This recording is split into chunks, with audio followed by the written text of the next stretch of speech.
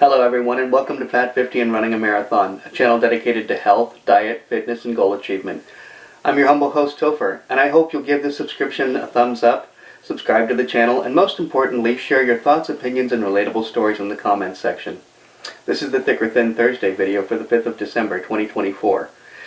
This channel's name reflects my failure to achieve a goal. This video series reflects what I'm learning from that goal. So, I hope everybody had a great Thanksgiving. We actually ended up having Thanksgiving on Friday at our house because pretty much everybody was sick. As you may be able to tell from my voice, I have a runny nose. Fortunately, that seems to be all I have. A little bit of a cough, but not much more than that. Some of the members of my household were very, very sick for quite a while, actually. So I'm thankful that on this post-Thanksgiving, I'm thankful that I did not get the same sickness level that everybody else in the house got.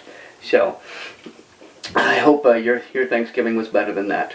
Real quick, wanted to tell you what I've been reading and what I did read. I finished the book, The Wandering Mind by Jamie Kreiner.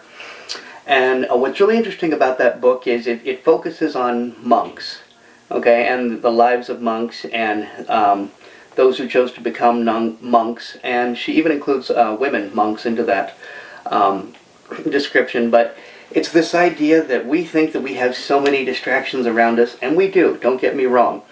But the point being, we've been dealing with distractions almost since we first became focused on trying to get anything done. And so when you when you realize that actually monks were people who wanted to focus on one thing in specific, that's who the first monks were. Whether in fact it was even religiously related or not, it was a matter of focus, separating oneself from all the distractions and focusing. And you might ask yourself, well, how many distractions could there have been in the 6th century AD? But apparently there were enough of them, because that's around the time that we first started seeing the appearance of monks. So anyway, it's a really good book, and again, that is The Wandering Mind by Jamie Kreiner, and I will leave a link to her book down below. The other book that I've been reading is Song of the Cell by, and I'm sorry, but I'm going to have to lean down here and pull up this, Siddhartha Mukherjee. Siddhartha, just like Prince Siddhartha, the prince who eventually became the Buddha.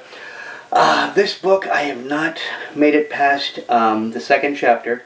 I've just read the introduction and 1st chapter, and I'm in the middle of the 2nd chapter. So far it's very informative. It is talking about cells and the fact that they are in fact the basic building unit, or basic unit of life, rather. Not the building unit. Atoms would be the building unit, but the basic unit of life is cells. And Siddhartha Mukherjee is in fact an oncologist, and so his perspective is from that of looking at cancerous cells and going after them, and it's actually been so far a very good read. It's a long read, and so I'm having to tackle it rather quickly because of deadlines with returning it to the library. So that's where I am. I wanted to let you know that I placed an order for some seeds this past week, and hopefully I should be getting them. We should be seeing some more gardening videos coming up on this channel, hopefully very soon. And I'm really looking forward to that, because I feel as though that a lot of my mental health will be better suited by gardening. I'm hoping for that, and I truly believe that to be the case. So, that leads me to this week's question. And this week's question, for which I have a little story. So I was at the store the other day, and I saw that there was this really big mini cake of German chocolate cake. And I love German chocolate cake. And it was on clearance for 99 cents.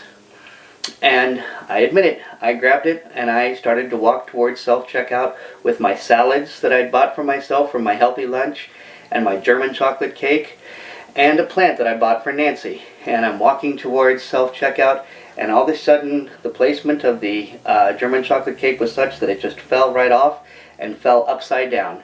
So now it was all the frosting was on the inside of the lid, and I just looked at it and it really looked pitiful, and so I didn't eat it. I didn't eat it, I didn't buy it.